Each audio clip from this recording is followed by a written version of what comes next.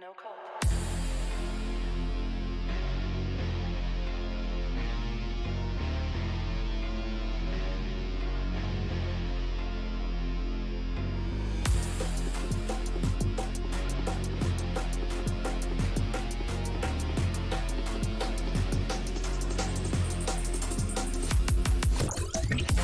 Warning, Neo detected. Warning, Neo detected.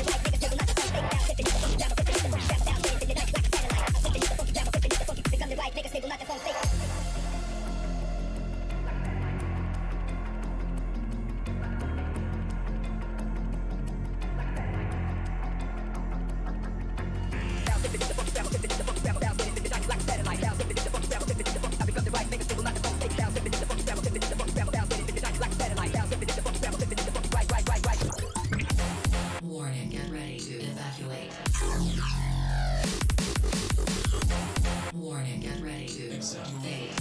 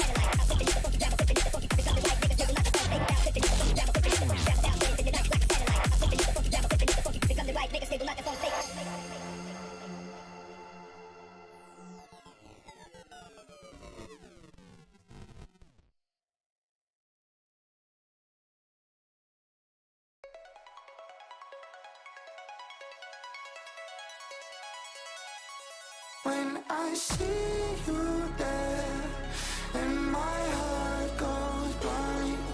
When I see you there, and my heart goes blind.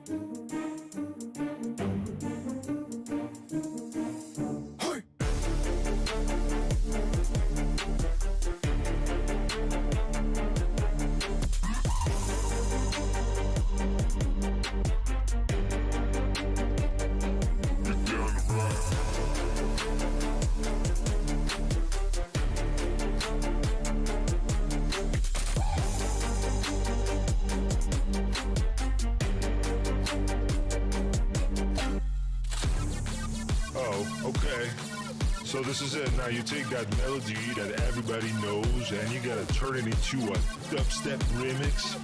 Come on, dude. You know what? It's sick.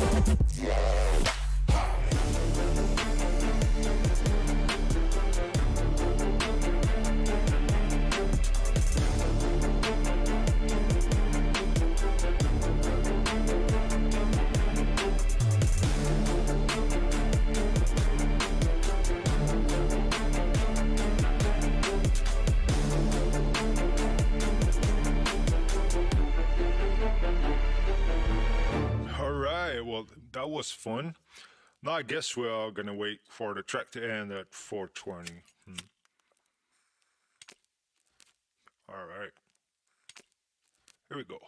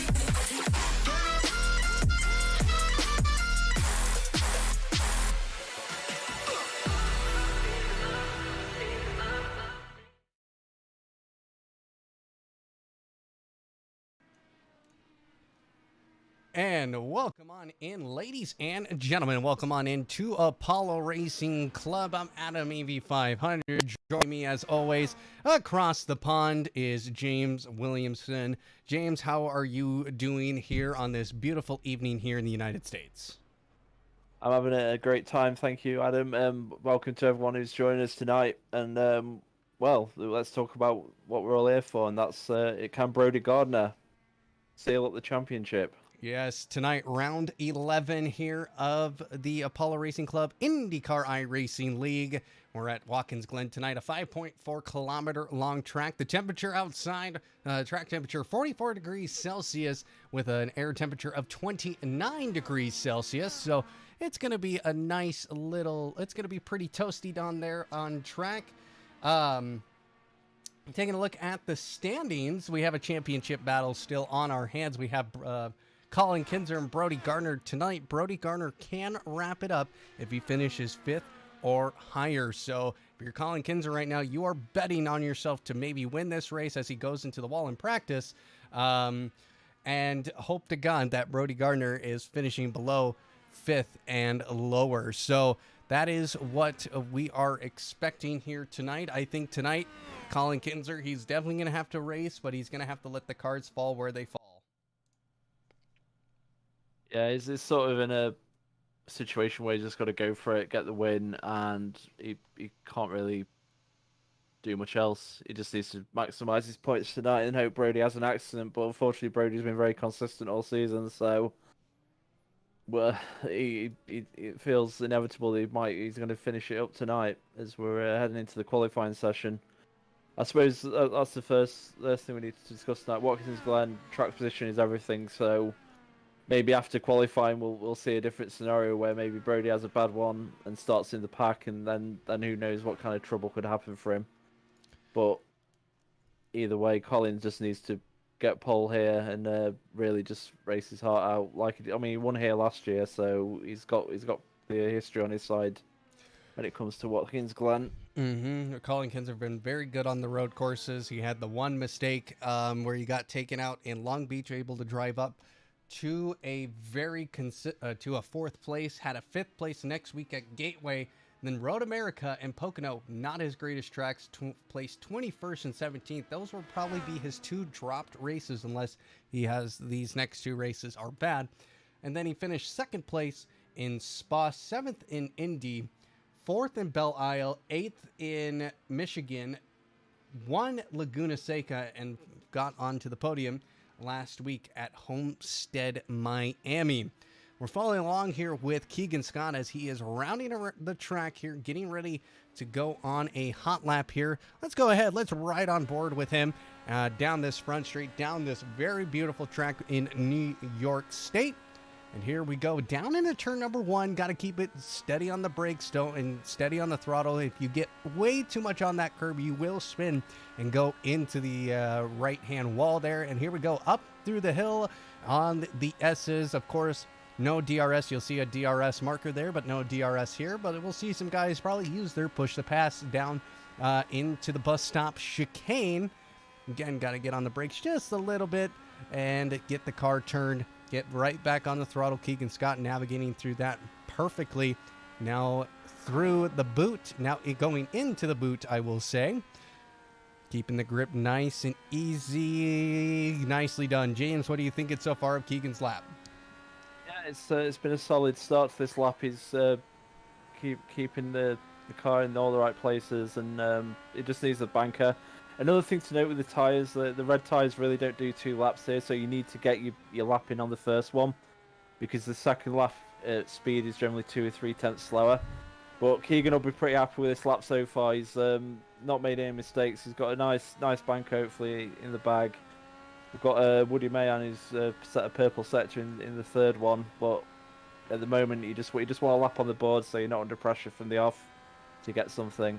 Well, here we go. A bit of a wobble there by Keegan at the final turn, but he'll be setting across the line now with a 128.3. That's a very good lap. I think it'll be mid to low 127s by the end of this session.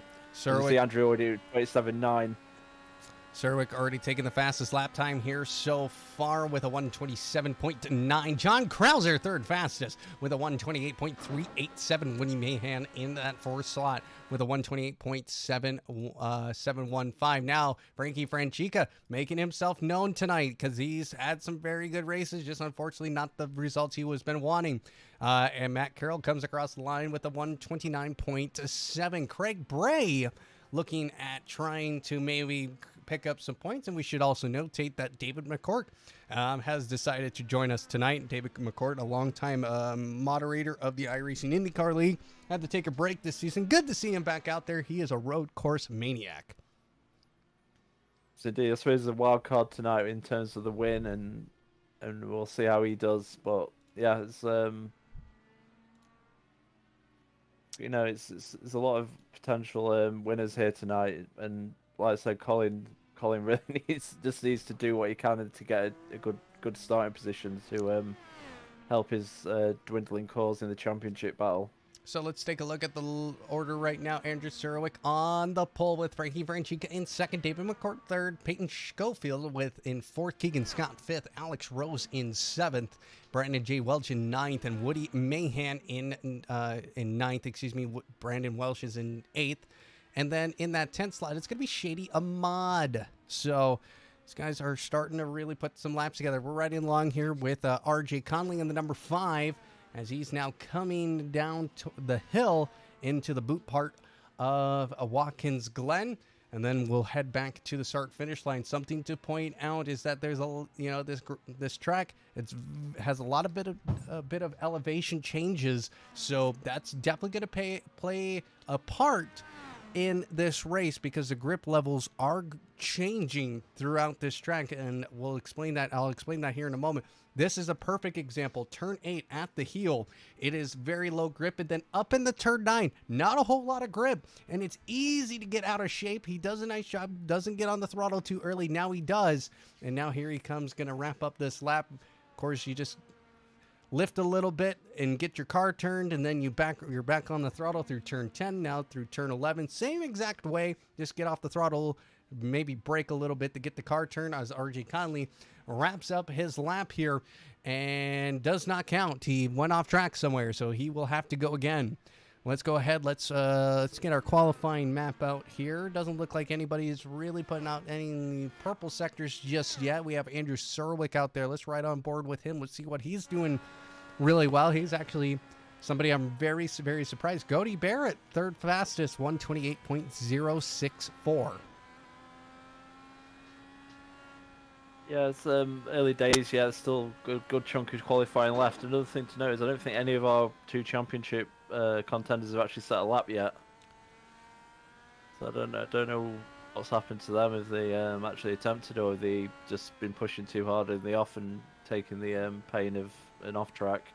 Kinzer right now, yep, he's still in the pits, and same with Brody Gardner. If the session were to end right now, Colin Kinzer would be starting in front of a Brody Gardner. So Colin Kinzer, I'm just saying, I'm a conspiracy theorist, let's just say that. Maybe they have a pack between each other. We're not going to run laps. We're going to start in the back of the pack, and we're going to just see what the outcome of this race is, and let the chips fall where they may.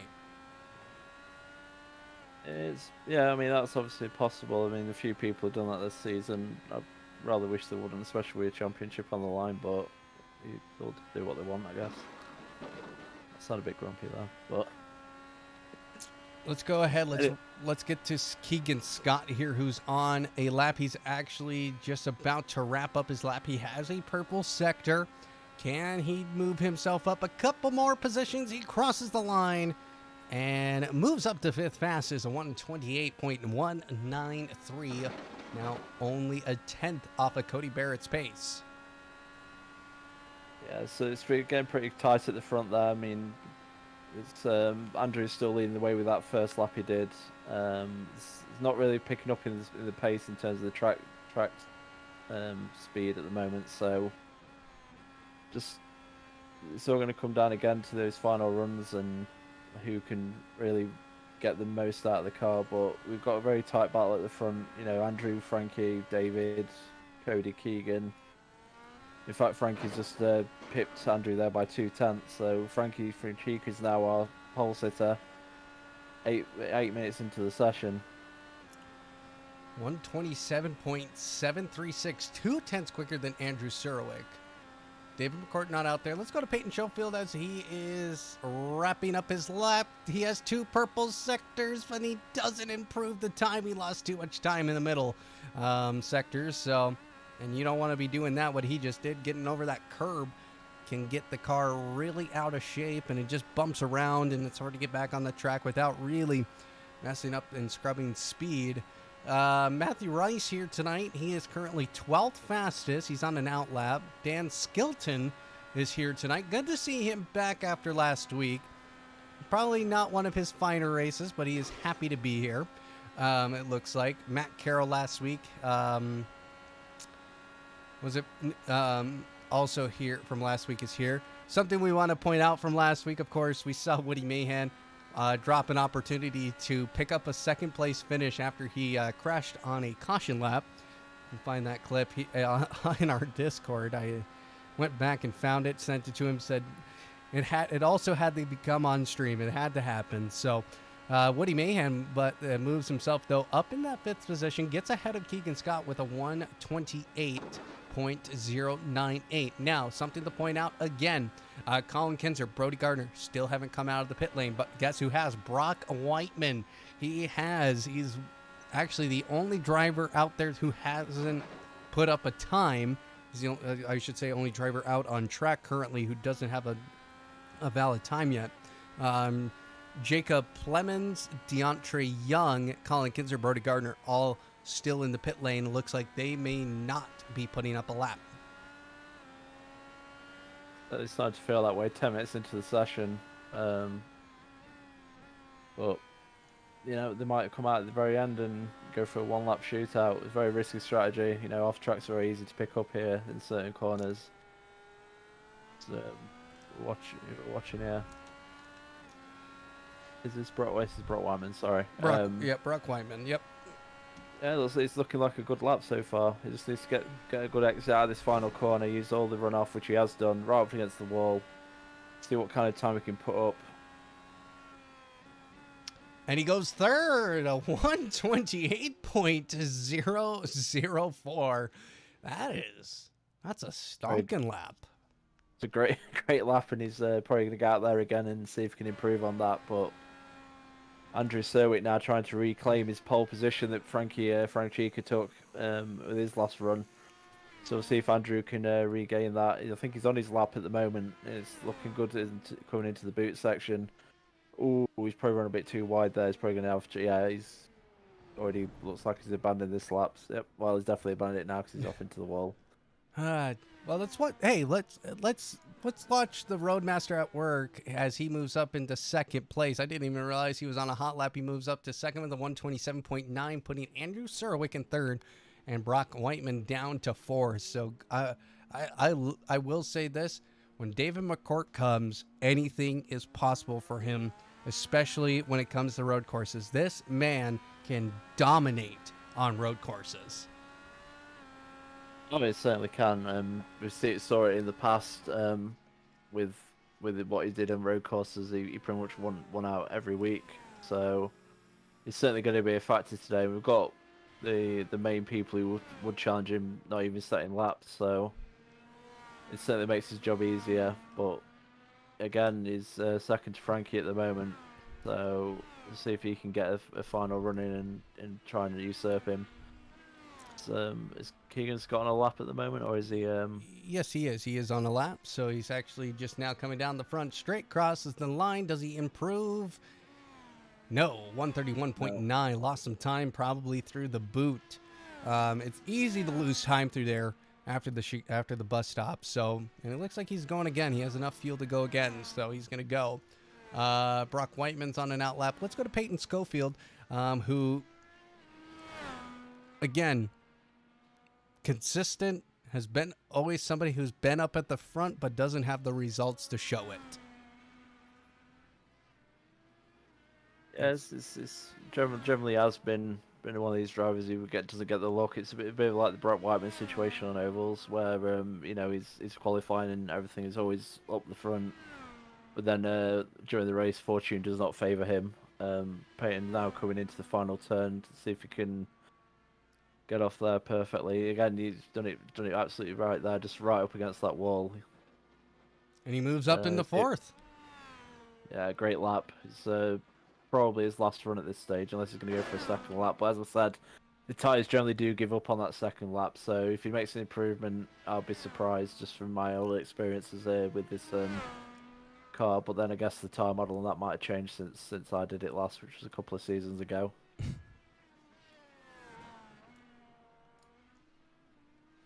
Brandon Welsh currently in ninth right now as... Staying there as well after that. Yeah.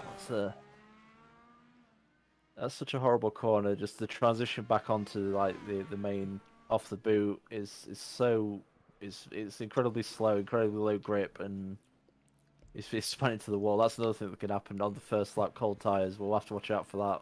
Mm-hmm. But just the transition to get back onto the other part of the track when you're coming off the boot is just so messy.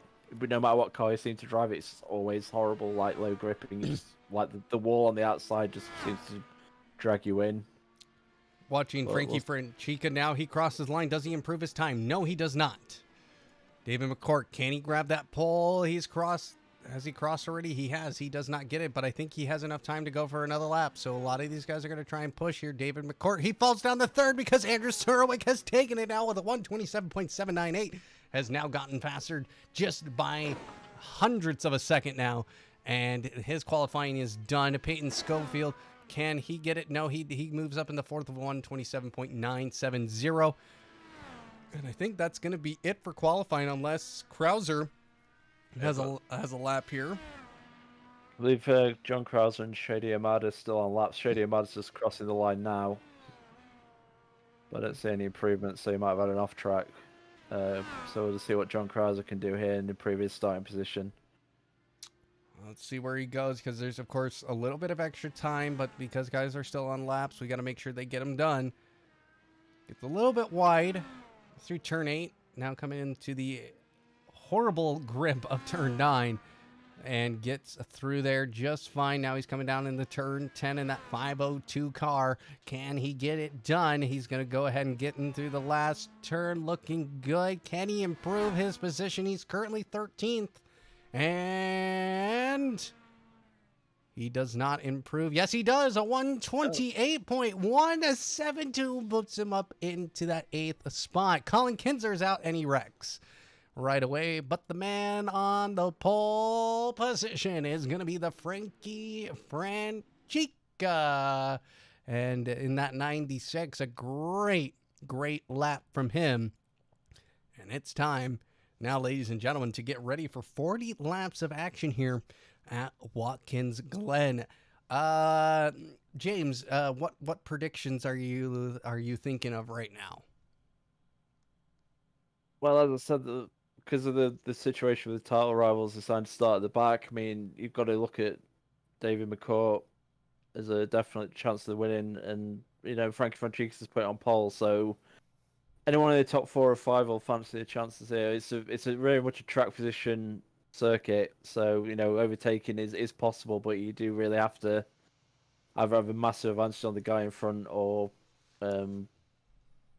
just sort of force a move. We'll see what happens, but David McCourt is going to be my pick. I've seen him win far too many road races to look past him tonight, starting in P3. And I agree with you. I think he's going to be the man to watch tonight. Let's take a look at the starting lineup for tonight's 40-lap race around Watkins Glen. On the pole is the number 96 of Frankie Franchica. In second place, the number 22 of Andrew Surowick. In third, the number 55 of David McCourt. In fourth, the number 17 of Peyton Schofield.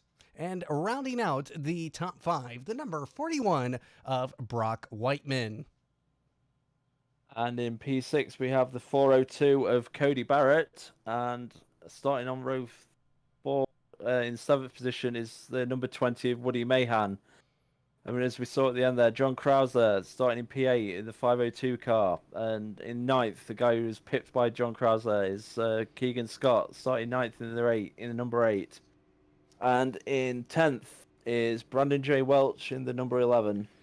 outside of the top 10, it's going to be the number 10 of Dan Skilton. In 12th, the number 93 of Matthew Rice. In 13th, the number 111 of Alex Rose. And in 14th, the 35 of Matt Carroll. And in that 15th spot, the number 98 of Shady Ahmad. And in the 16th spot is the number 5 of RJ Conley. And in 17th is Craig Bray in the 709. He's the final one to set a time. We have our champion-elect, Brody Gardner, in the 53, starting P18. Next to him is his title rival, Colin Kisner, in the 46 in P19. In 20th is the number 90 of Jacob Plemons. And go ahead. As I was saying, rounding out the grid in 21st is the number 2 of DeAndre Young. So 21 drivers, Adam, taking the track tonight at Watkins Glen. We'll see what happens in the next 40 laps. I'm sure it'll be actions packed, and we've got to watch obviously what Brody and Colin do from the back. They're certainly in the hornet's nest back there. Yes, they do. Right now, Brody Gardner will not be the champion if he finishes where he is starting. Of course, Colin Kinser going to be starting behind Brody Gardner, but they're going to be lined up next to each other in 18th and 19th. So these two are going to go head-to-head here in this race, 40-lap race. It's going to be very, very interesting. Again, Brody Gardner has to finish 5th or higher to claim to claim the league championship. And if you're Colin Kinser, you have to win in order to stay in the championship. He does need to win starting in P19. It's going to be very unlikely. But they've decided to do what they decided to do, and we're just going to have to see how it plays out. But at the front, Frankie Franchica, will he get off to a good start and maintain his pole position? Andrew Serwick will probably want to try and get a jump, maybe on lap 1 up to the run up to the bus stop, but that'll be a very dangerous move on lap 1. But he's certainly at a disadvantage, I think, sometimes being in first. It's a bit like Spa. Because of the run and the draft up to the first sort of braking zone, it can put you in a bit of a situation where you maybe want to start second. But again, these are all things we're going to find out in the next few minutes, and just hope we get a good race. I hope so too. I think it's going to be good, and of course, not it's a wider track, but carnage can always ensue here at Watkins Glen. Last season's winner, Colin Kinser, starting in 18th. Brody Gardner in 19th. Those two should be flipped around. Our timing screen, it doesn't give us the starting grid. It gives us what's ever happening live. So let's get ready here as we are rounding around the lap of Watkins Glen here. The safety car about to come in, and we're going to get into this 40-lap race. So, of course, we don't have safety cars unless one is needed. We are seeing tire choices right now. Take a look there. There's the tire choices. Frankie Franchica on the alternates. Everybody, pretty much a majority of people choosing the primaries. So, ladies and gentlemen, it is time to go green here at Watkins Glen as Frankie Franchica waits for the green flag. And here we go down the front stretch into the turn number 1. Frankie Franchica getting a great start. And look at David McCork coming along with him. Here they go through turn number 1. David McCork side by side here with Andrew Serwick. Andrew Serwick's going to try and get a good run out of the corner. And here they go up through the hill, through the S's now. And everybody's starting to file in here as we're watching through the back of the pack. We're seeing a little bit of battle there with Keegan Scott. And Keegan Scott right now, we have a huge accident. And we're seeing so much carnage there. Who was that? It was Andrew Serwick. Cody Barrett was involved.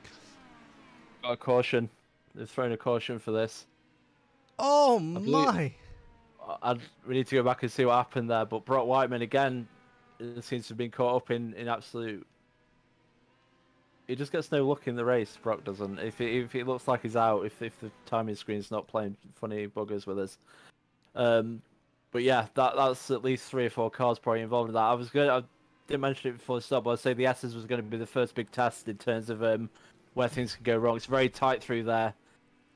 But we'll have to see what happened there. But I assume, someone got turned around. So I'm going to go ahead. I think we got the replay here. Let's take a look. at the carnage that ensued up through the S's. You see Brock Whiteman there in the green and black 41. He's getting by Dave McCourt. And oh my, Andrew Serwick just lost it on his own. He did, and that, I think, probably threw Brock off, and he got unfortunately caught up in it. Then Matthew Rice came in at the end with Cody Barrett as well caught up, so... Andrew Serwick in the orange Gatorade car and just lost it. Got Brody Gardner and Cody Barrett involved. And Matthew Rice, I think, was involved as well. Matthew Rice is in the purple car. Just see him go through. Just got a little bit off. He was coming through the S's and just lost it on his own. An absolute carnage. Well, I said we weren't going to have safety cars, and look at what happens in turn 3. Oh, man. Yeah, well, this is definitely an incident that needed one. It looks like a lot of them could drive away, so they'll probably not lose a lap, but just obviously they've lost their advantage of being at the front. Again, breaking down this accident, look at Cody Barrett. He loses it through the S's on those cold tires, and there is nowhere for him to go except into the wall. And, of course, Andrew Serwick and Brock Whiteman in front of him as well. Just, it's an absolute carnage. Hey, that is not what you want to see on the opening lap, but we are under safety car conditions now here at Watkins Glen.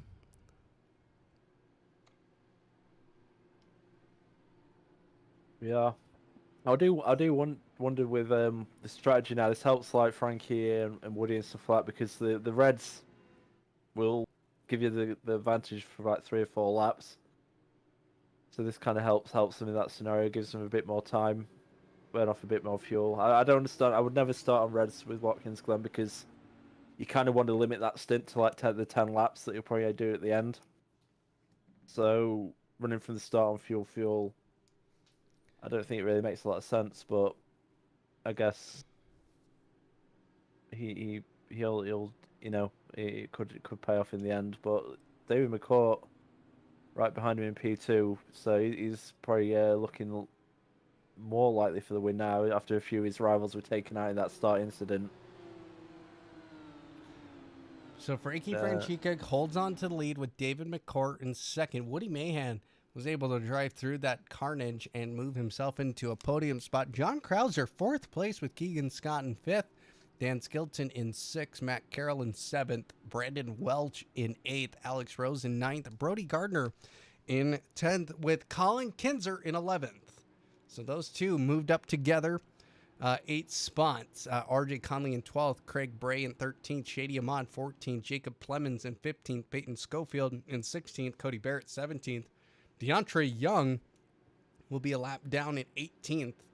And Matthew Rice in 19th, and Serwick will fall down to the back of the pack after starting on the front row. Yeah, I mean those 3 already a lap down, so it's gonna be a struggle for them to really make any mark on this race unless they get another yellow flag later and can get back on the lead lap. So it's unfortunate. I suppose, speaking of Andrew, I mean, double champion. He's had an absolute horrible, wretched season by his standards, and I suppose I just want it to end. This has been a lot of mistakes and misfortune. I guess Brody Gardner and Colin will be very happy with that start. They managed to avoid that carnage and both gained about 9-10 spots each. So a great start for them if they want to try and get back to the front.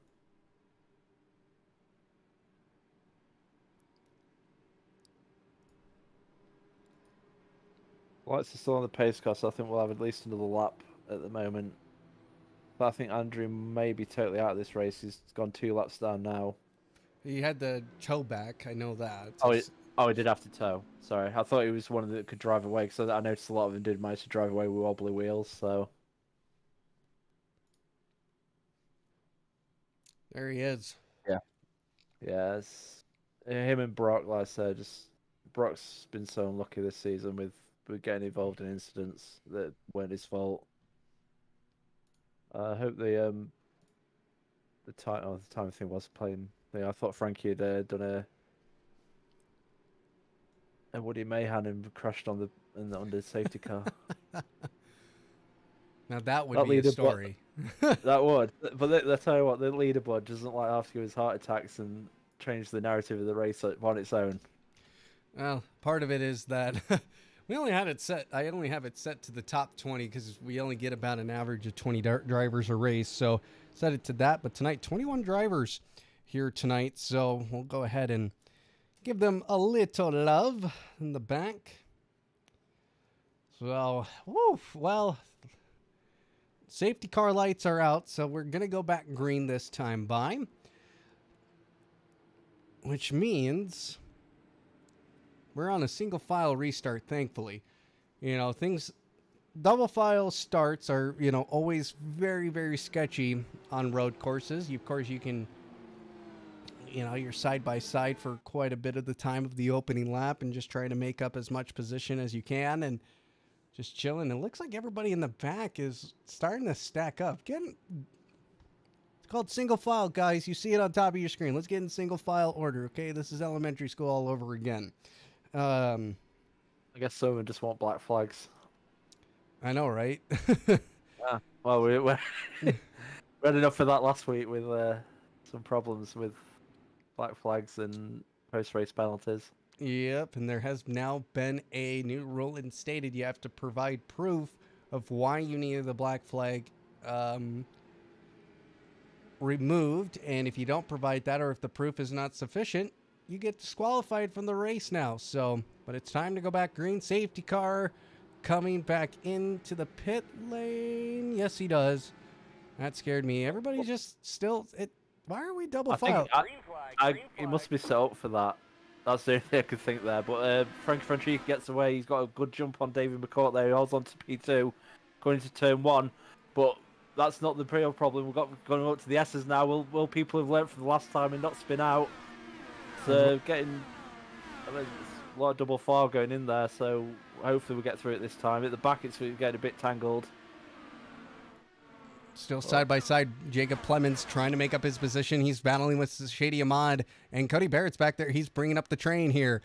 Colin Kinzer, he is trying to stay ahead of Brody Gardner, but he's not going to get it done. Gets a little bit of loose out of the bus stop chicane, and here they come down the hill into the boot now, and this is where things can get extra spicy because we didn't even get here on the first lap of the race. So looking here, Brody Gardner up to P5 already. He is a madman here, gaining positions. He is currently now in a championship winning position.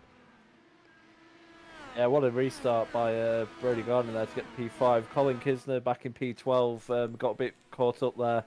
He was very, very lucky with that bus stop. Nothing really happened because we were going too wide through there. That's always a bit of a dicey move, especially on cold tyres. But we've made it through a lap. Frankie Franchica's had a crash. He is down to the back of the pack. No. Oh my. We'll have to look at that in just a little bit as we still have action still out on there on track. It's Peyton Schofield in front of Jacob Clemens now. This is for the 12th spot, and he's racing against Shady Ahmad. Here they come down the back straight. We'll keep an eye on our push to pass here. We'll bring that up here. Looks like Peyton Schofield and Brandon Welsh and now David McCourt using that push to pass, trying to get advantage. Oh, and somebody else has had it off. Who is that? That's RJ Conley. RJ Conley has gone off now again. Oh, he's having a season to forget as well. His nose is completely busted. He's going to have to get that car all the way back to pits now. I don't know if it's accurate. Oh, no, it's not accurate. Damn you, scoreboard. I thought David and Keegan had gone off. Our two leaders. I suppose that's another thing to point out with Frankie's crash. Mr. Road Course, David McCourt now leading. 1.2 seconds ahead of Keegan in second. John Krauser in P3. And he'll be happy with that. But he's got Brody Gardner right behind him. And you got to wonder how long it'll be until Brody gets on the back of his gearbox. And wow, what a restart this has been. Positions changing all over the place. Let's go ahead. Let's take a look at the Frankie Franchica crash here from the race lead. Coming through the bus stop. Oh, he just got the car just right over the curb, and he just went flying into the wall. And he is out of this race. Yeah. Entirely. Cold tires. Yeah. that curb on cold tires is a bit of a deadly situation at times, and Frankie unfortunately found that out right there. David McCourt puts up the fastest lap of the race so far. But Keegan Scott has actually gained a bit of time since we were last on looking at this, because he was over one. It was 1.2 behind. Now he's less than a second, and he'll probably get a little bit of a tow up the hill, which will help him try and keep him within that second.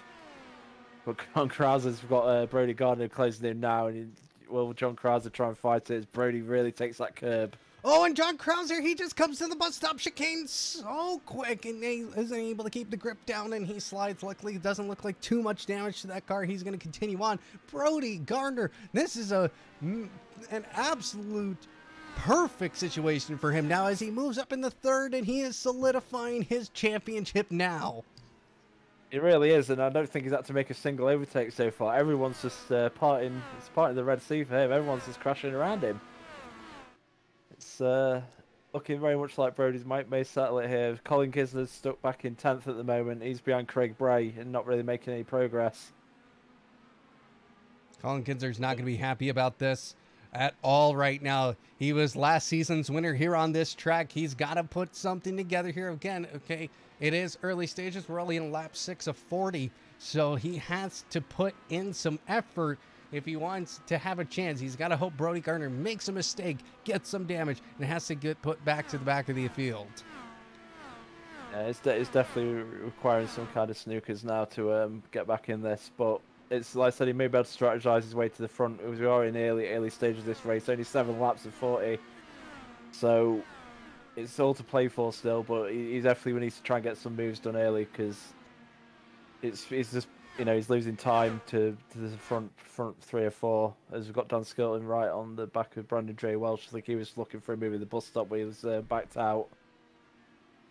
And that obviously ruined his momentum through the bus stop chicane, because guess who's right on him? Matt Carroll, now only 3/10 off of the rear bumper of Dan Skilton now as they come through. Down into the boot they go. And this looks like he's able to pull away here just a little bit here. Of course, back behind those two, we have Alex Rose. He's actually going to lose a position. Peyton Schofield makes the inside move. And here they come through into the heel now. And the heel, again, low grip, got to keep the car steady, and he does that exact thing. Gets over the curb. That is not an off track. That is still still on track. They don't consider that an off track, so won't have to give up the position. And now Colin Kinsler, he's trying to get by Craig Bray, but Craig Bray putting up a great fight here in 9th. Yep, he really is, but Colin needs to try and set up a pass for turn 1, really. This is the thing, it's very much a momentum track. You mentioned with Dan Skilton before, loses momentum in the bus stop, and that put him right on the back of Matt Carroll. If you're going to do a move, you really need to make sure it sticks, because otherwise you do put yourself at risk of being overtaken. But Colin now was swarming all over the back of Craig Bray up the hill, heading down towards the bus stop. He may get a run here, but see which line he's going to force Craig onto the inside. I don't think he's going to get close enough. He's going to be very brave if he sticks this one. Oh! Right. Oh, what a move. And Craig is a very willing dance partner there, because that could have ended badly. But Colin, his full commitment, he knew he had to get that move done. He's up to P9, and he's going to have to try chase down Alex Rose now. He was over a second behind him after that. Craig Bray, meanwhile, is got John Krauser, who's trying to recover after his spin. There's Peyton Schofield and Matt Carroll of battling. There's battles all over the track here. It's hard to keep up with all the action. It's very difficult to keep up what's happening right now. You kind of have to keep your eyes wide open as Peyton Schofield now moves himself up in the second by Matt Carroll. Now the chase is on to Dan Skilton. Taking a look here, Brody Gardner, he's gotten closer to the back of Keegan Scott. Here they come through into the last turn of turn 11. And he's not using that push to pass just yet. Let's take a look here at the positions gained. Brody Gardner up 15 spots. What an absolute madman he is right now. That is the biggest gain we have seen in quite a while on a road course, to go up 15 spots. And a lot of that due to carnage. So right now he is happy. I think he's happy where he's at, but I think he wants the race win and just say, you know what, I will take that championship. Thank you very much. We will move on, and we will move. You know, this is the second to last race. Next week will be our finale at Phoenix. So still a lot of positions up to gain still in the points. Looking here, we still have a battle for P3 in the championship. Brendan J. Welch and Andrew Serwick only 6 points apart, as Andrew Serwick, he's going to get a DNF. He's not going to pick up any points here tonight. And then a battle for P5. Well, Woody Mayhen's actually going to take P5 away from Jack Hedgecock's, as he is a no-show tonight. Charles Bertram not here. Cody Barrett might be able to gain. Yes, he will. They're tied on points with 201. That's going to be for 7th in the championship. Indeed, there's plenty to play for throughout the field. And you mentioned Brody before. Like he probably won that race win. He's been slowly chipping away at Keegan Scott, but it's all right. It's all right getting up to the back of him, but getting a pass done is a whole different kettle of fish. You really need to, well, as we saw with Colin before, you really need to commit to it when you do decide you want to strike on the driver in front. We may see that now. Look how close he's getting up the hill. He's going to try and get a run at the bus stop. Is he going to take the outside line as well? We've got Keegan. Yeah, Keegan's taking the inside shallow line.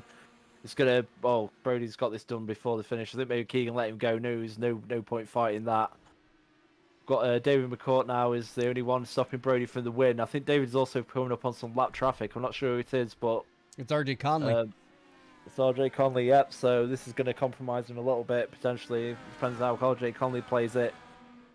Obviously, the blue flags are not like F1 where it's mandatory to get out of the way, but look at that. RJ Conley gets out of the way for David McCourt easy there. I'm sure Brody and Keegan will follow through on the exit. Keegan probably got the worst of that. He had to compromise his exit out of the turn to be a bit tighter. But our front three now are less than 1.2 seconds between them all. And another thing to note, we're probably getting close to pit stops for anyone who's on the reds if they haven't pitted already, because 10 laps is about where you need to think about pitting. You get about 14, 15 laps out with tank normally, so that's going to be our first thing. That'd be interesting to see what they take for the second stint. Will it be a short stint on the reds, or are they going to go for the second stint on the primaries? Brandon Welsh falling down through the order here. He is pitting. He has damage. Oh, who hit him going into the pits? I think it was Woody Mahan. Yeah, that's Woody Mayhem right Yeah. behind him. He's taking the cone. He is taking the cone with him. He's like, you know what? If I have to pit, I'm taking something with me. Well, yeah, you have to take a souvenir when you go into the pits. But I actually want to know what happened at the pit entrance there, because it looked like they hit each other. I don't know if whether Woody was trying to get round him or it decided late that he wanted to pit. He's keeping that cone with him, and that's one thing for sure. That's his now. Oh, He's playing. Oh my word! Oh, that was a messy entry, but very messy entry. but you did get a prize. Everyone gets a prize here, and his prize is that cone. So, Brandon Welsh for the horrible snap into the S's there. Cold tires. He's on the primes. Yep. So it'll take about a lap to warm up there, but back at the front here, we've got our front three. Brody Gardner just 6/10 behind David McCourt, the 6/100. Sorry. And you just wonder, can David hold him off? It's the old road pro against the new successor, you could say, at times on the road. So it's going to be a great battle between these two. Colin Kisner's got up to 6th now, just noticed in the background, but he's about 5 or 6 seconds back from this battle. David McCourt, a 3-time champion here in the IndyCar iRacing League, won seasons 2, 3, and 5. And tonight we will hopefully crown a new champion here at Apollo Racing Club. Yeah, it's certainly looking that way at the moment as these two battle away.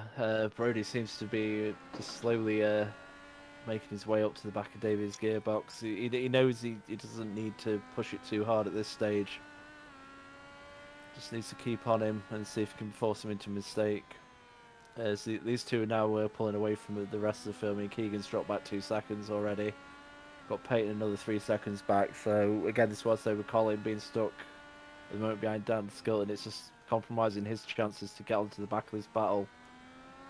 But we are getting close to pit stops, and that can help him maybe if he if he chooses maybe to go on the reds and get a bit of an advantage in those early laps to get onto the back of the front battle. If he does get,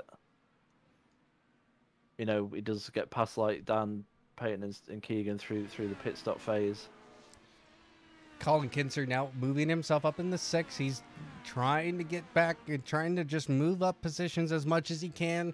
Again, this is kind of you throw the chips up in the air and hope they land somewhere good for Colin Kinser right now. And right now they are not falling at all in his favor. Definitely not, but we might have another run up the hill here. This has been a bit of a key move for both of our championship contenders.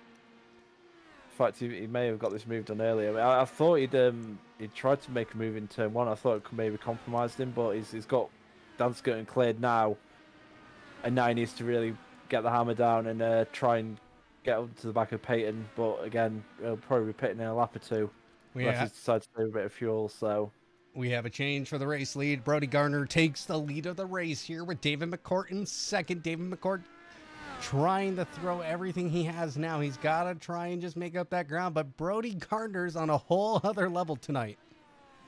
He is a man possessed, starting at the back to be in the lead after 13 laps. That's a hell of a performance so far. I mean, it's just now whether you can seal the deal, see out these remaining laps. And I'll tell you what, Colin won't want to see in that though, because he would have wanted maybe David and probably Keegan before that to hold him up a bit, so he didn't get a lead now. But he's absolutely hammer time, as they say, in these final few laps before he has to pit.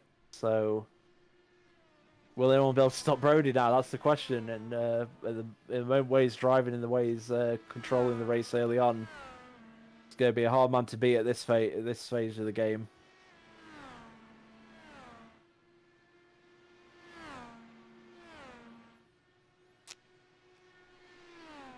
Matt Carroll also battling here against Dan Skilton.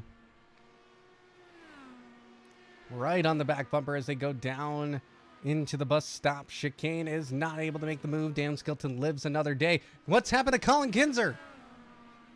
Oh no.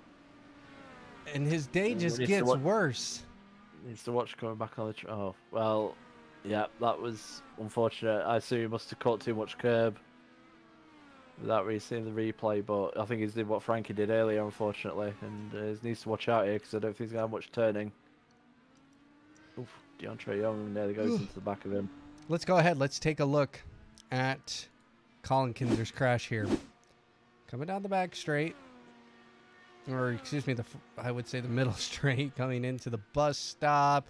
Yep, took too much curb and into the wall he went. Hard impact into the wall. And that's pretty much it. I think he's thinking what what everybody else is thinking right now. His championship hopes are now completely, I would say, non-existent unless Brody Garner makes a mistake here with 25 laps to go. No, excuse me. 20, yeah. I can't do that. It's 25. 25, It's yeah. 25, yeah. So I can do math. Yeah, well done. You can do maths. You also get a cone for your evening's work. Everyone gets a cone. Yeah. I suppose the only saving grace for Colin there was that he did crash in a position where you would pit normally, so he's not now compromised where he has to make an extra stop. That's a bit of a small comfort when he's basically seeing his championship implode after taking a bit too much curb on the bus stop. Very unforgiving. But yeah, I mean that's another thing now. Brody knows probably knows what's happened with Colin and knows he doesn't need to push too hard. So you mentioned him making a mistake. I think even if he drives at 90%, he'll probably be absolutely fine here tonight. He knows he needs to take zero risks now. He's got it in the bag if he just keep it pointing in the right direction.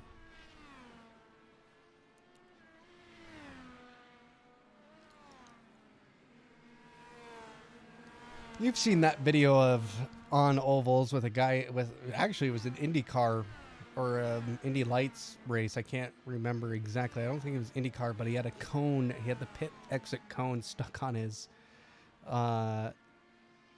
hood, and he got close to somebody, and due to netcode, it hit the car. It like detached from the person's car, hit the other car, sent the other car into the wall, and then went back to the person it was on.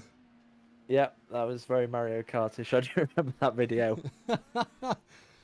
Luckily, Woody Mahan didn't do that to anyone tonight when he had his cone. So we're seeing pit stops now. John Krauser comes in the pit. He's going to put on the alternate tires. I think now is a good time to put on those alts. It's going to be a shorter stint, but then you go on the primes for the end. Yeah, I mean, either way, I would never start on the reds just because you can't change your fuel load to start with. So you might as well run the primes if they're far superior on a long run. Well, a few people didn't, but yeah, now getting to the point where you can either do another prime stint or take the reds. You know, it's dealer's choice at this point. But you generally do only want to take the reds once and run them for about 10 laps. There's Brody Gardner's probably going to pit this time. No, he's going again. Or is he pitted? I can't remember.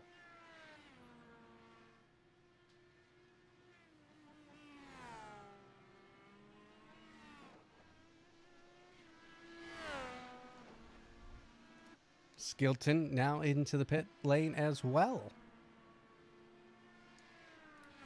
Yeah, this.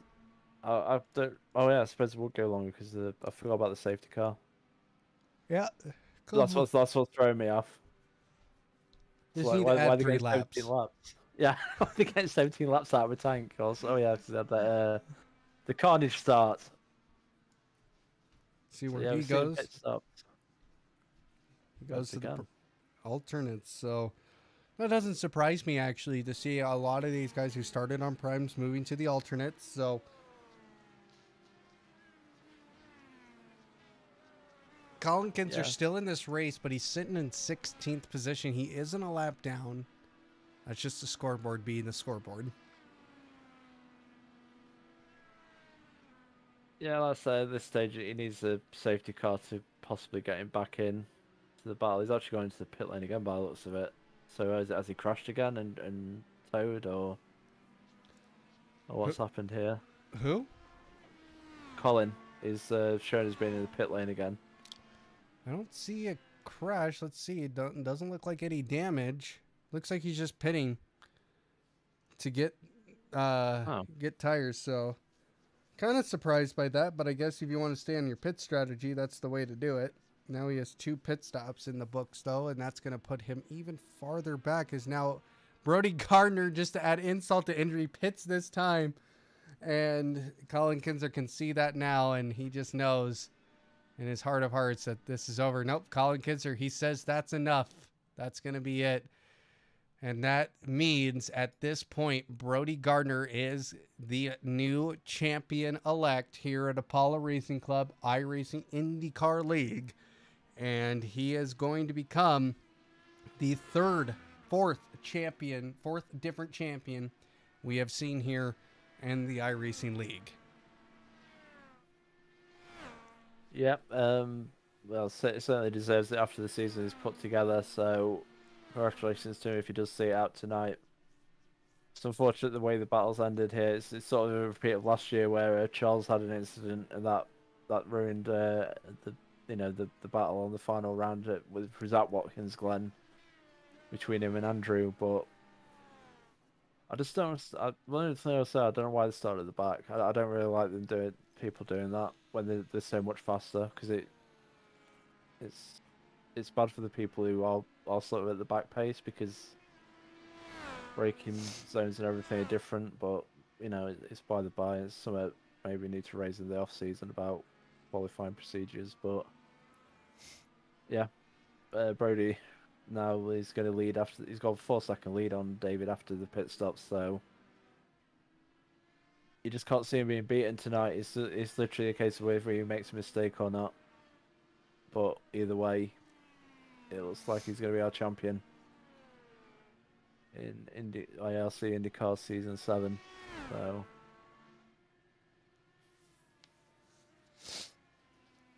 Matt Carroll coming into the pit lane now.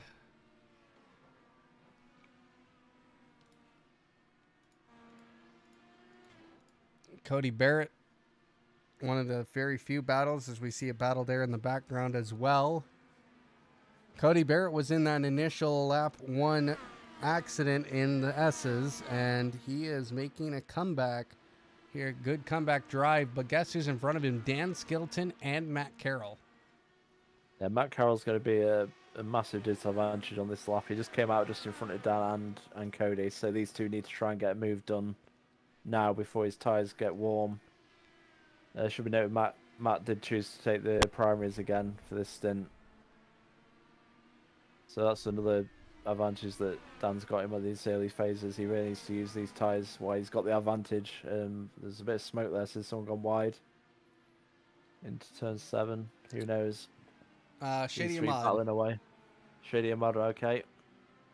He's down in 15th at the moment, so is he almost a lap down to these people? Nope, Shady Ahmad is actually just within a couple of seconds of everybody. Frankie Franchica able to make up the lap that he lost. So he's back on the lead lap. Same with Brock Whiteman. No, he's not. But they probably haven't had to pit either because they filled up on the start. Maybe got a few extra laps. But yeah, it's again unfortunate for Brock. Another night where he qualified so well, and misfortune in the race has basically put him onto a losing bet down in P17. Definitely not a position he deserves to be in based on his pace shown in qualifying and in practice. But Cody Barrett now, like I said, he's making his way back up through the field, and he's going to look to the inside of Dan Scott into the bus stop, and he gets that move done quite easily. I think Dan backed out because he realised he probably wasn't wise to go too wide through there. So we'll see how far Cody can get up. Maybe he can get back towards the podium by the end of this. It's definitely not out of reach yet. Woody Mayhem, Jacob Clemens battling here for the 12th spot. So they head into the boot. Cody Clemens on the inside. They're side by side. Now they're going to come into the toe. Is what you would call that. So yeah, Jacob used that outside. The outside there is actually quite powerful if you really commit to it. It just sort of carries you around really well. So he's up to P12 now. Woody Mahan drops down to P13, but that battle might rage on for the rest of this race. We've got a few good battles going on throughout the field. Got Keegan Scott and Peyton Schofield closing on the back of David McCourt. At the front, Alex Rose, Craig Bray, John Krause having a great battle in for P9, P10, and P11. So it's a lot to play for still here for a lot of drivers. There's plenty of action going on. So at this point, everybody should have made a pit stop. Let's take a look here. Yes, everybody has made their mandatory pits. So now it's just a matter of getting to the end now as we hit lap 21 of 40. Have 20 to go. We are at that halfway point. I mean, obviously that safety car's changed strategy. I mean, if you really want to, you can really limit how long you're on those reds to basically never get to the point where it gets painful. But again, there was mixed strategy calls on that second stop. So we'll see if it pays off for certain people. But Peyton Schofield really working on the back of Keegan now. He made a bit of a mistake, caught a bit of this grass going up towards the transition back to the main circuit off the boot section. Peyton Schofield was 6/10 quicker than Keegan Scott on the previous lap in lap 20. So, and he was 5/10 quicker on this lap. So he is gaining time. And look at how close this battle is now for second. I've got a three car battle here. I mean, it looks like Peyton maybe has found a good groove and rhythm, and he needs to try and take advantage of this while he can. Keegan is saving grace up the hill. I see is David McCourt being so close behind, so Peyton is struggling to get enough of a toe advantage, if any toe advantage, to maybe get a move at the bus stop. But these three pulling each other around, but at the same time, 7 seconds behind our current leader and possible champion by the end of tonight, Brody Gardner.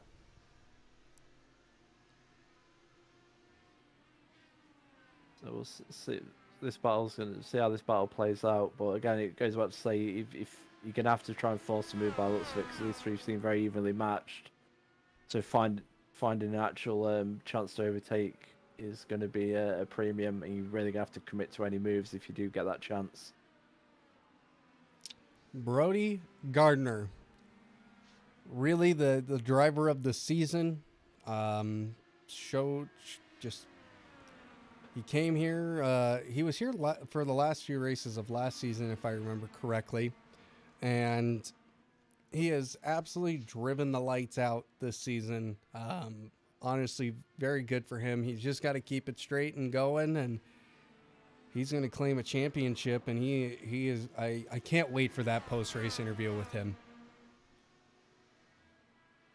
Yeah, definitely. I mean, like I said, he's been an absolutely superb driver all season. I think he did start like end of last season. I can't fully remember, but this is definitely his first full-time season, and what a competitor he's been. Has really taken the field to task this season. That's speaking of taking to task, Peyton's really struggling to get around Keegan. These three are just all over each other at the moment, but no one can really make any headway. It's great for David as well. I mean, like I say, he was such a big part of the early era of ALC IndyCar. Like I said, 3-time champion. He was the road course specialist. P2 today. Be happy with that, I'm sure, if it remains that way. But he's trying to hold off Keegan and Peyton. Peyton goes very wide there. That probably cost him a little bit. But they're just staying together.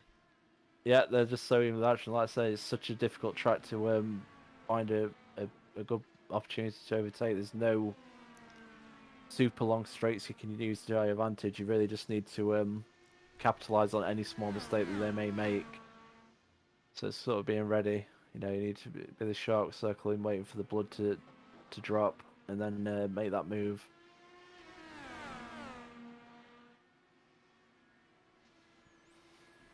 Schofield using that push to pass now. Those are the numbers that you see there right next to the drivers' names, and you see Schofield's go red, so he's using it right now. He's side by side. Keegan, David McCourt bumped together through the chicane. David McCourt, he's going to fight through this, and he's going to keep the second position. Keegan Scott trying to just stay in there. David McCourt wasn't going to give him an inch. Now Peyton Schofield down the inside. Into the chute they go. And now Peyton Schofield now is going to claim that third spot and get onto the podium.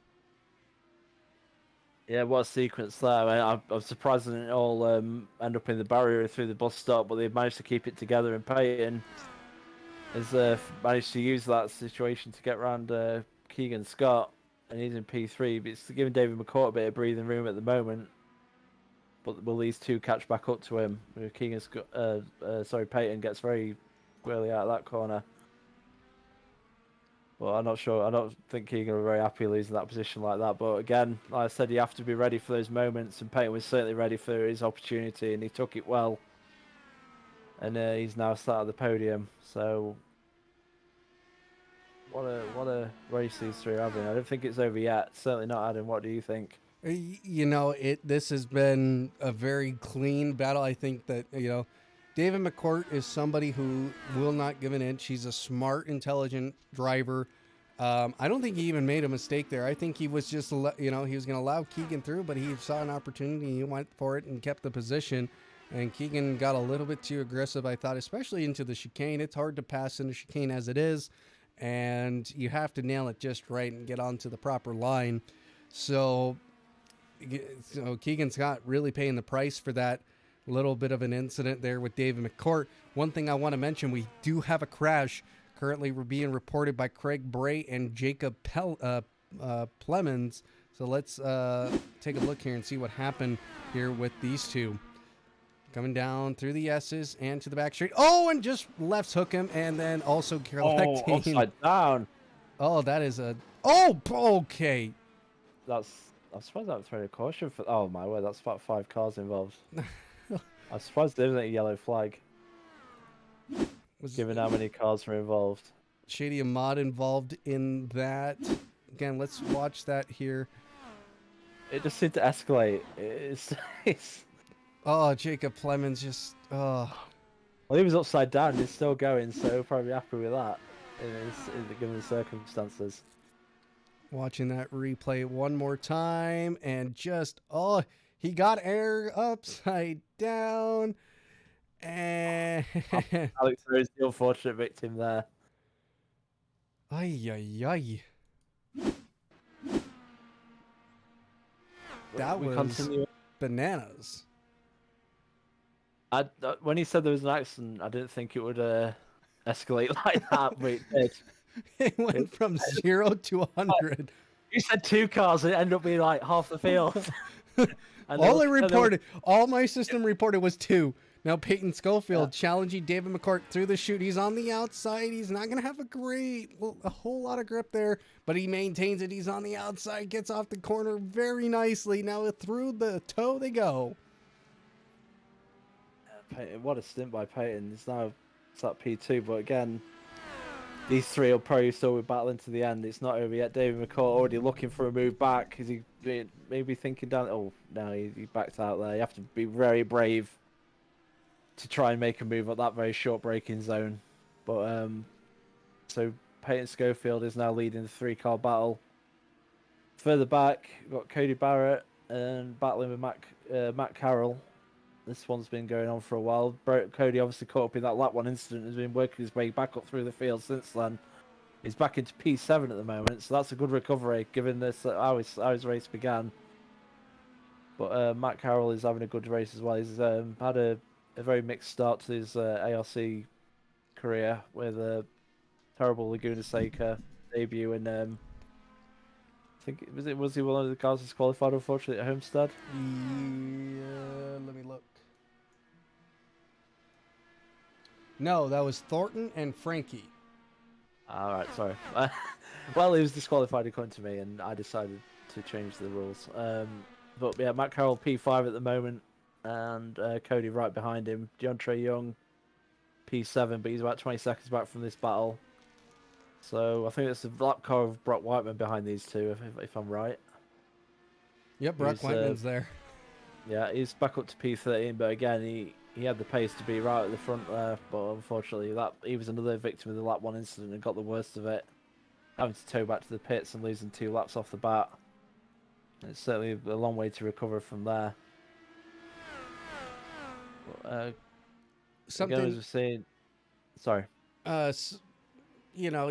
Pit stops are starting to happen now. So if anybody hasn't gone on the alts yet, they'll have to go now, and having your race end here on the softer tire, not probably the preferred tire, but definitely a faster tire. We'll see how these battles rage out here as Peyton Schofield still trying to drive away from David McCourt for second place. David McCourt only half a second behind. David McCourt having 6 push the pass left. Peyton Schofield using his. Cody Barrett's using his. He has an overtaking opportunity now. Yeah, he's obviously thinking maybe he can get it at the end here. He's going to get right at the back of the gearbox through the S's, and we'll see if Matt forces him on the outside, which he has done. But we've seen this many times today, and the outside has definitely worked. Cody looks like he's got that move done way before the braking zone. Matt just tucked in behind him. So Cody Barrett has worked his way back up to 5th now. Maybe he can get onto the back of this podium battle. If these 3 keep holding each other up, it's not unthinkable. 7 seconds. He's got 12 laps to work with and a pit stop. But what a recovery by Cody after, again, he was caught up in that lap 1 incident with Andrew Serwick, Cody, as I mentioned, Brock Whiteman, and Can't remember who the other person was. Sorry, Matthew Rice. Sorry, but yeah, wow.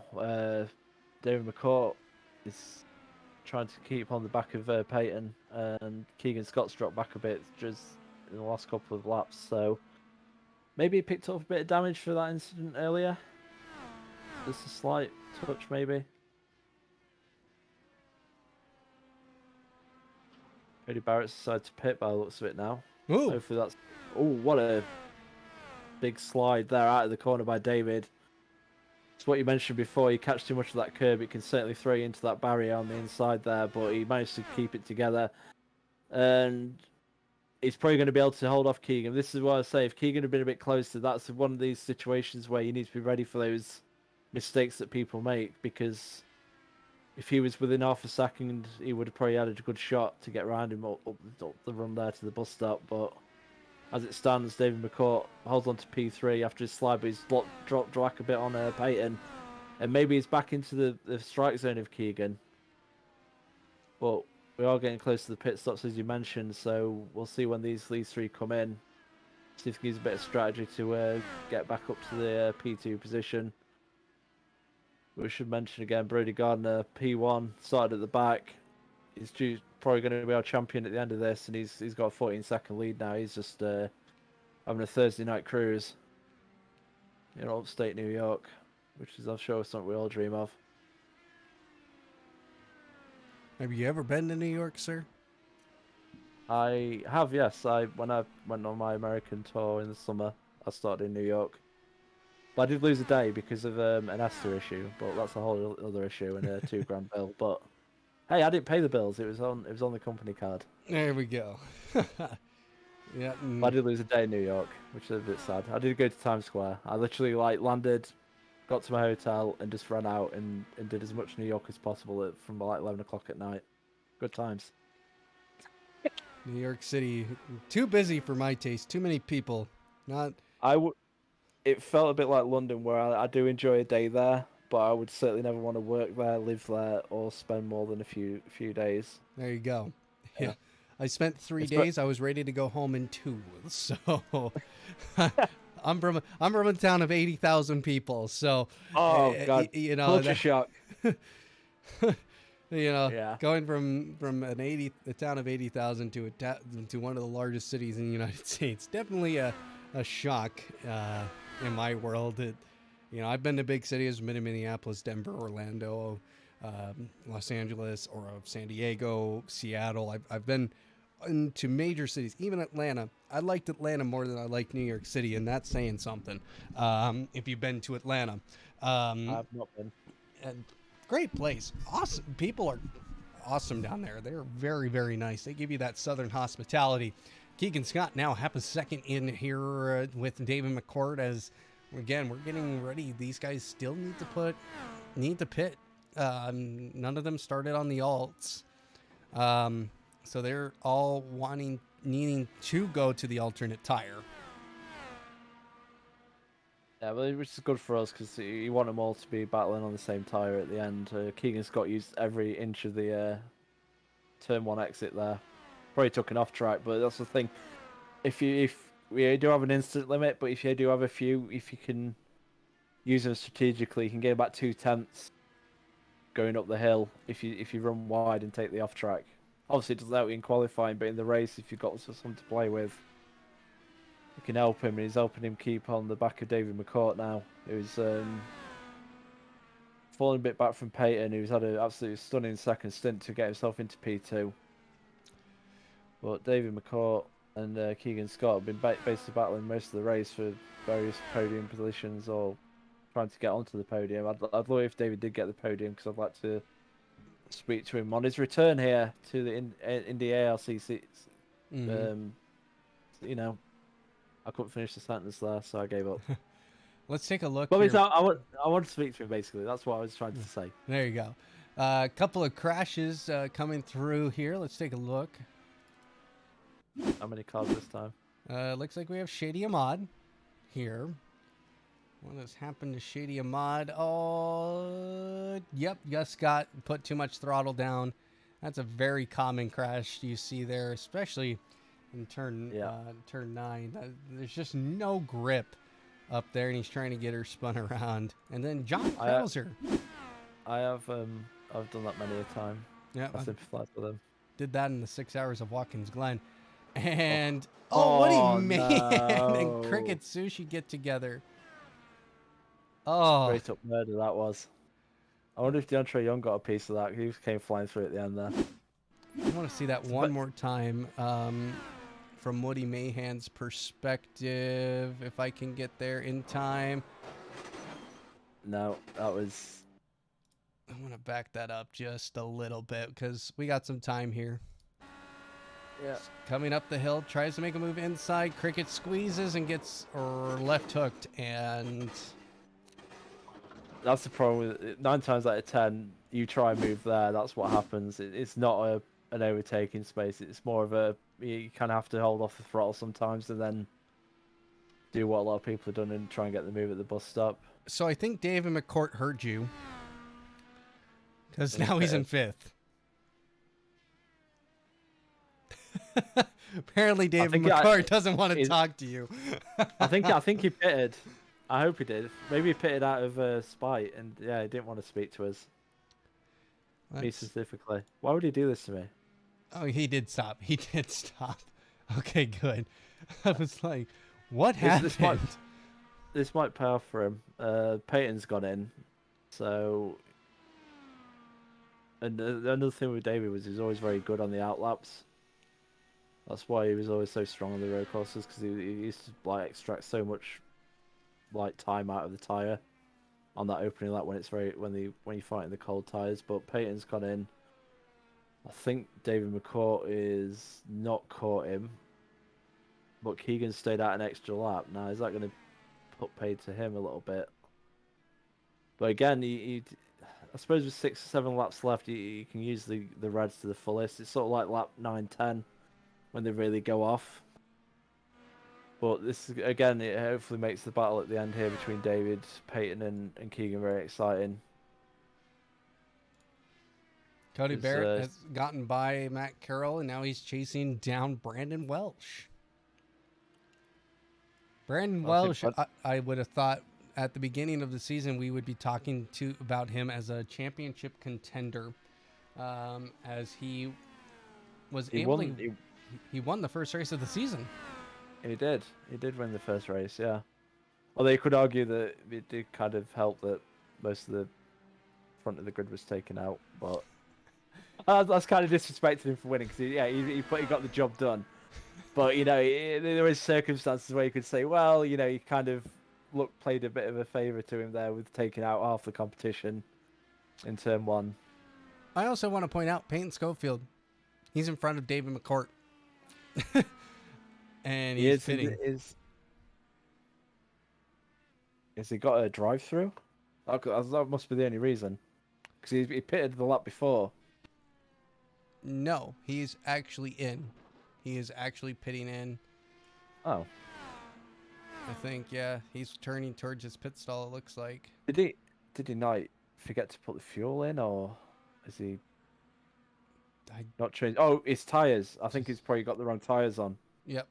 He's got blacks on again. He needed reds, so again that could be a visual there with a tire roll.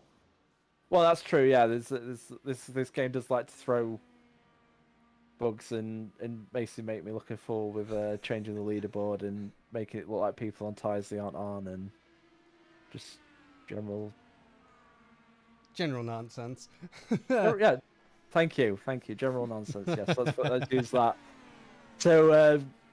Mentioning Cody Barrett was on the back of Brandon J. Welsh. He's got round him now, so he's up into P4. And again, is the podium on for him? He's only 4 seconds back. That's going to be a tall order now. 6 laps to go. He's got to be putting in at least a half a second in a lap if he wants to have a chance.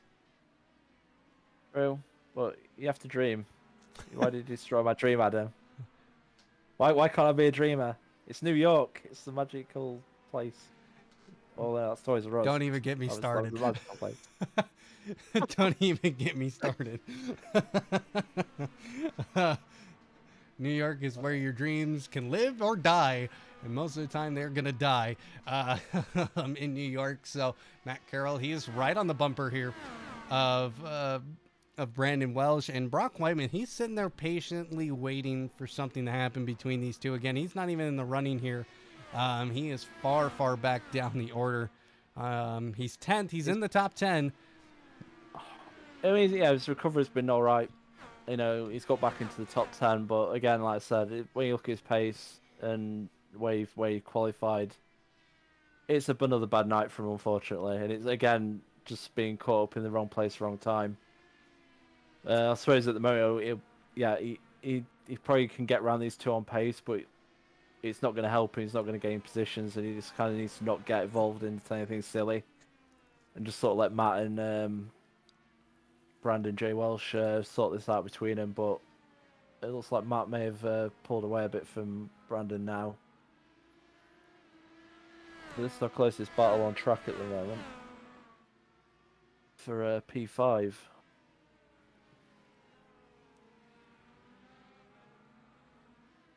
So we're winding down now, Adam. I mean, it's been a bit of a crazy night. There's been some heartbreak for some of our drivers. But how do you feel the race has been so far in the final few laps? And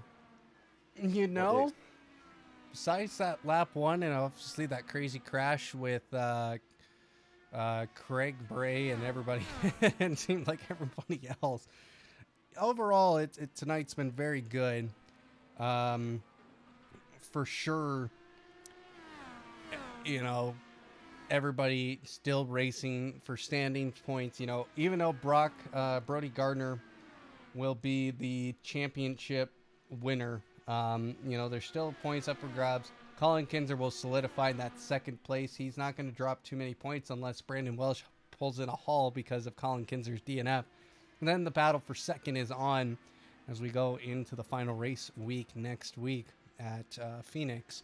And Matt Carroll is somebody as well. We've seen some new guys who have come through the league in just the last few weeks, and I'm very, very hopeful that when we go into next season, we'll still have a very tight championship battle for next season. I think we have two really strong drivers in Colin Kinser and Brody Gardner. It won't surprise me one bit if we see them back battling against each other next season, and hopefully we get some more names into the mix.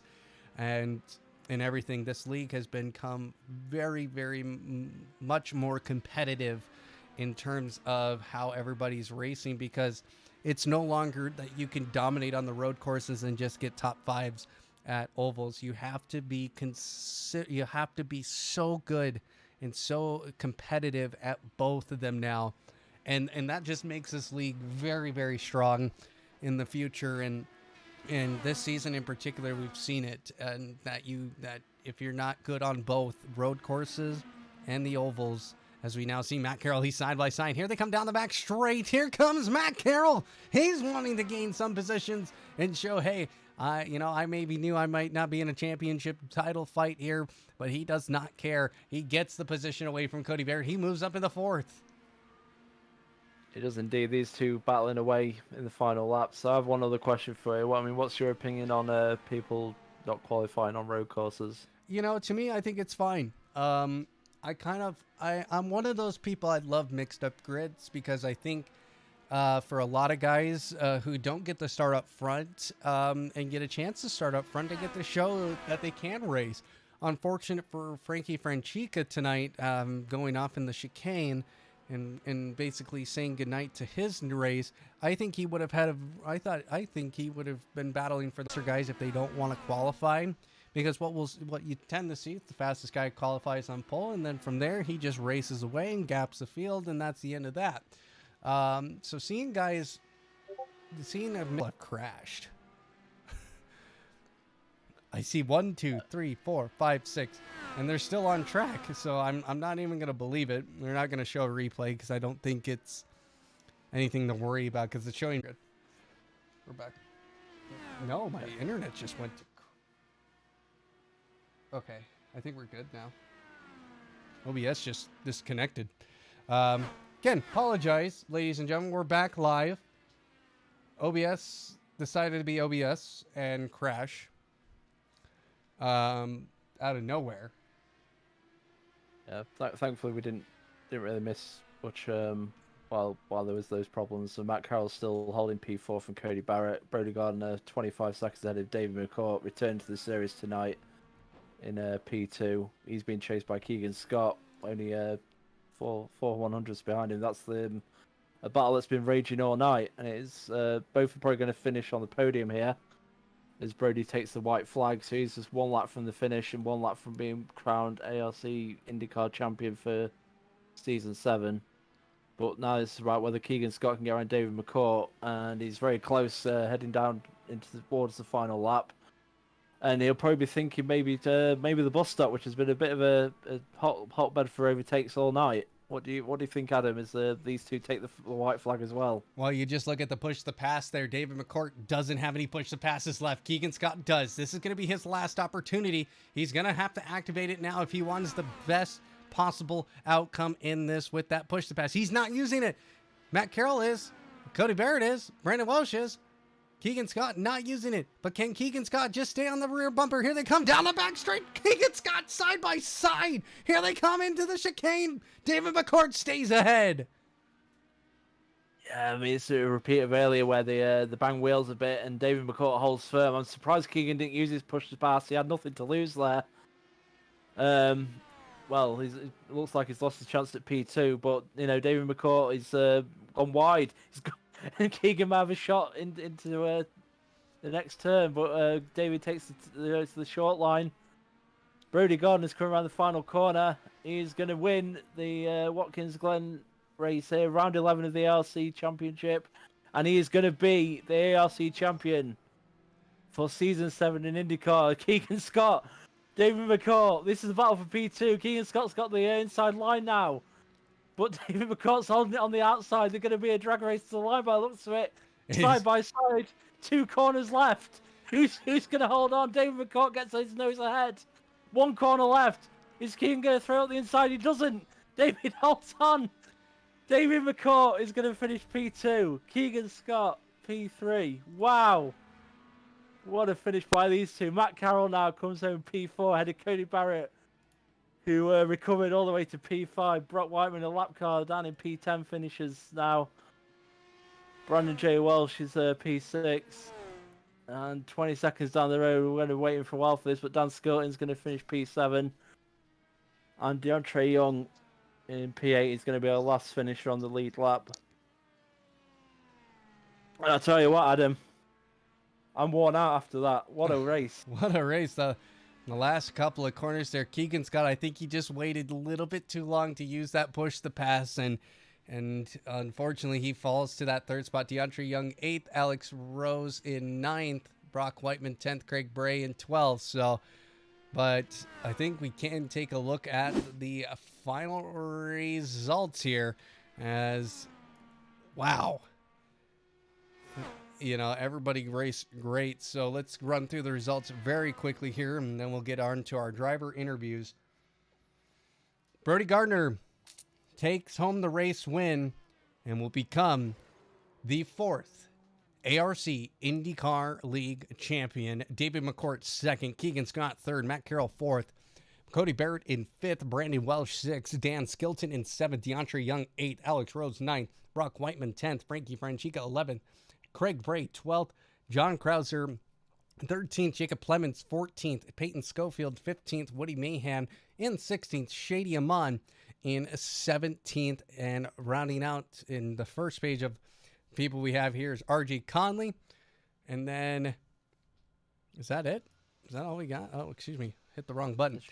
Colin Kinzer 19th, Matthew Rice 20th, and Andrew Surwick in 21st. So we're going to take a pause here, ladies and gentlemen. We're going to get our podium finishers. We'll get Keegan Scott, David McCourt, and our new crowned champion of Brody Gardner here in just a little bit. Don't touch that browser. We'll be right back.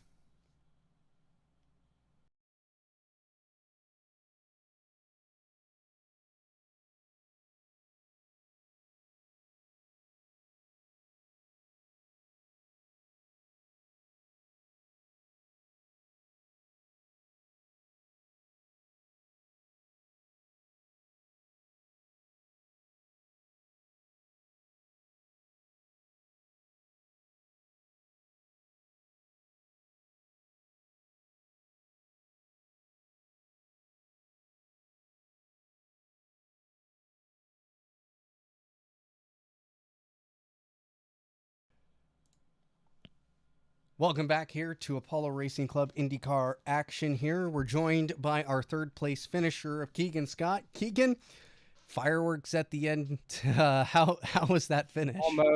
Almost had him. That's how that was. I had a strategy going into that last lap. I knew what I was gonna do. I knew that I was faster than David on reds overall, and I knew where I was gonna try and make the pass from the very beginning. Actually, from lap 2, I knew where I was gonna try and make the pass. But it just ended up not quite working out. He covered off the inside pretty well. I tried to get him on the outside, but going into that penultimate corner too wide is treacherous, so I had to back out. You had one push the pass left on that final lap, and really I just have to ask, how come you didn't use it through the S's and down the back straight? Wouldn't that have been a better opportunity to maybe make the pass there? Not in this case. So I am awful at making passes into the bus stop. I've never been able to do it effectively, and I know that. However, I know that I was going to have an opportunity to do so even without that push to pass. I was close enough to the back of him that just getting that slipstream down the backstretch was going to be plenty to beat him into the bus stop if I chose to. So instead, I recognized I didn't really have a good opportunity for a pass while I was alongside him. So I tried to deke him, and it almost worked. He almost went off into the middle of the bus stop, and it would have given me a free pass. But that's why I didn't use it on that backstretch, was because I knew that that was not going to be my best opportunity to make that pass, which is why I waited until I did. You saw me take a really big outside swing in the toe there. I knew I was going to have an opportunity to take him in the heel. It just ended up not working. You obviously didn't race full time this season. We have one race to go. Are you thinking about going full time next season? Yes, Oh. obviously. I have a pole and 2 podiums this season. My first race with ARC on ovals was this season, and it was a pole. So I mean, yeah, I get the feeling if I go full time next season, I'm going to do well. James? I think you've covered everything there. Just congratulations, Keegan, and I hope you do go full time next season, because I think you definitely you're going to be up there trying to usurp Brody. I certainly hope so. He's fast. I've got to figure out a way to beat him. I'm going to have to study some tape. So yeah, hopefully next season I'll be really good.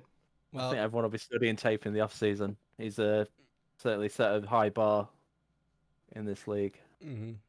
Well, congratulations, Keegan, on a podium, and we'll see you next week for Phoenix. Thank you. See you then. That was Keegan Scott, third place finisher here tonight at Apollo Racing Club. Next up is a man that James has been wanting to talk to, and that is David McCourt. Let's drag him in here. David, can you hear us? Yes, I can. David, you make a return to ARC tonight. You're a 3-time champion, and you come back tonight, get a second place. How was your race? Yeah, it was it was incredible. That was a great battle up front with Peyton and Keegan. It was super tense all race. It was a shame what happened to Andrew there at the start. I was hoping to race with him too. But yeah, it was super fun. I was really just hoping to have folks to race with tonight, and I sure got that. So it was a great one. And you didn't have a push the pass at the end there. Talk me through kind of that final lap with Keegan Scott just hounding you at the end. Yeah. So what actually happened there? So I used to race in VR, but I'm on single monitor these days. And I made a tactical error where I can't actually see my number of remaining push to pass. So I meant to have push to pass remaining for the last couple of laps, but I didn't. So I went to push it on lap 39, and nothing happened. And that's when I realized, okay, so he's obviously going to have the slipstream. I'm going to have to defend again, knowing, of course, that the last time I defended, we did make a little bit of contact. Going into the bus stop, which is it's the last place you want to make contact. Mm-hmm. But I just figured this is a one-off for me. I'm not fighting for championships anymore. So, and neither is Keegan. So, let's go for it. Let's see what happens, and let's have a good time. And, we were both super amped after the race. So it sounds like we both had fun, which is ultimately what we're here to do. tonight we crowned a new champion to the ARC IndyCar League, the fourth champion here. How does it feel to know that we have a new champion that's going to take the crown? Well, it's super awesome. This league is continuing to grow, and I didn't have the pace on Brody. I know I wouldn't have the pace on Colin, and to see this league growing to a point where, we have so much talent and so much fighting throughout the field, all at different levels of driving. It's awesome. As a former mod, that's exactly the kind of thing that I want to see. So it's great to come back and drive for a race and see that. So, I'm super excited, super happy for Arc, and yeah, just makes me happy to see. James, he actually, and you can find this on the stream, and I quote him, he really wanted to talk to you, so I'll let him ask a couple of questions here. Thank you. I mean, you've come back tonight on a one-off. I mean, do you anticipate coming back for any more races next season? There's some interesting tracks up on the schedule, which, the people in the league know. I don't think we've made it public yet, but I mean, do any of those tracks interest you? I haven't actually looked yet, but yeah, I think I anticipate doing 1 or 2 races a season at this point. Whenever I have the time on Thursday nights, if that's still the schedule we have. So yeah, I could see coming back every now and then. When you were leading early, I mean, did you think you could hold on, or did you accept that you really had nothing for Brody? I mean, you didn't seem to fight him too hard when he did get to you. Did you? I know what the situation was and knew it wasn't your fight. No, at that point I had sized up their pace and I knew that's not my race. I'm not here for the win. Unless he makes a mistake, all I can really do is just try to drive as quick as I can, and maybe something happens to him, maybe something doesn't, but ultimately I knew that my fight was with Keegan and Peyton. So no, I wasn't really going for the win. But yeah, it was nice to lead a few laps, I'm not gonna lie. Oh, it's nice. It's certainly done plenty of that in the past as well. So it was good to see the old road club master taking the front at the early stage of the race. I mean, going back to your battle with Keegan and Peyton, I mean, how did you sort of play that out? I mean, was there any point where you thought you were gonna maybe lose out to them, or were you always quite happy that you knew you could outpace them over the long haul? Well, it's obviously nice having track position. One thing that's tougher for me being on single screen is I can't actually tell what's going on with tires anymore. So, it's trickier to tell were they on the same strategy as me, different strategies. And basically until they're right up, alongside me, I can't see what tires people are on. So, yeah, basically just trying to stay in front and as far as defending, just trying to switch up what I was doing so that they can't anticipate what I'm going to do, and try and take a line to be able to overtake. But I mean, ultimately when Peyton did get past, it was just he was quicker, and I was pushing to the point where I was making mistakes.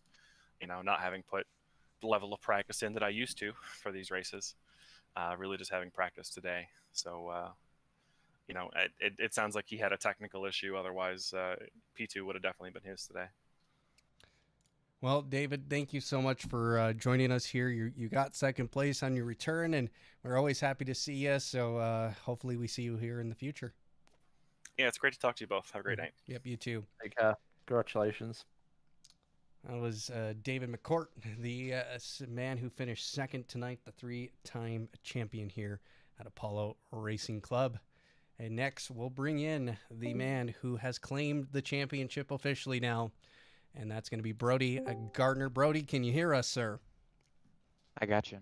You are officially now an Apollo Racing Club IndyCar champion. How does that sound to you? Feels good, man.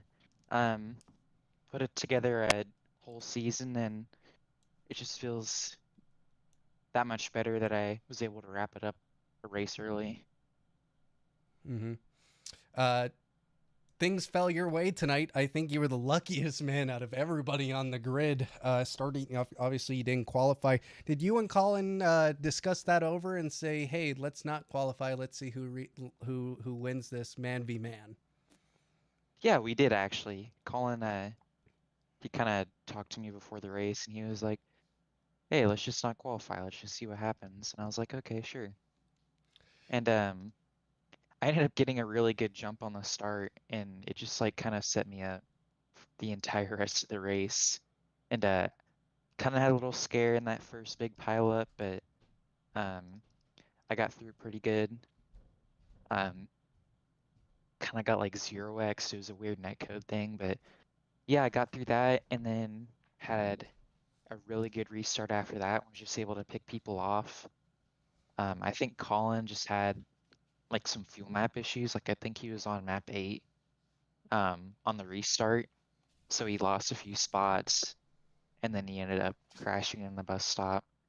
So it's unfortunate for him, but I was just able to put in a really good race today. Well, Brody, you become the 4th champion. Congratulations! That you dominate. It seemed like you just all the luck just went your way this season. Lots of wins. Next season, obviously next week doesn't the championship's over. Are you gonna relax next week? Or are you gonna come back for Phoenix and just say, you know what, I'm the champion. I'm gonna take another win too. You know what? I think I'm gonna go for it. Another win doesn't hurt, so Mm-hmm. I'll try and get it done. Next season, are you going for number 2? Yeah. I think next season's gonna be tougher. I think Colin's gonna be able to be faster, be better. I think he can put together races like Laguna Seca together more often. Mm-hmm. Now that he's done it, next season we should have Will Weisbrod here, and he's pretty good. So we'll see how it goes. I'm looking forward to it. James, any questions? Yeah, I was going to mention about next season. There's a lot of different tracks to what we've usually run. I mean, how are you feeling about some of the picks that have been thrown up, especially on the roadside, which has been one of your specialties? Are you worried about any of them? I'm not too thrilled with Zandvoort on the schedule just because I don't have it. I don't feel like buying a track, to be honest. um, and also, I like the street circuits, and it's a big part. It's a big part of the series in real life to have street circuits, and not having them is kind of just like missing a piece. So yeah, those are my concerns with the schedule. But overall, it's pretty unique, and some tracks that I wish were on there, like Watkins Glen, but um, apparently it's been a staple in this league for a while, so it can go for a break for one season, go on break for one season. Yeah, there's certainly a lot of shake up next season. I mean, he said next week you're just going to go for it, try and get that final win. I mean, looking back at your season, is there any race where you particularly thought that you were that was the race that sort of made your season, or where do you think it really got going? Um, well, I think Belle Isle kind of set the tone for the rest of the season. Whenever I came out for that race and did really well, I think at that point I realized what I can do every other race, and that's what I strived for. Okay. Okay. Once again, congratulations, our 4th ever IndyCar ARC champion, Brody Gardner.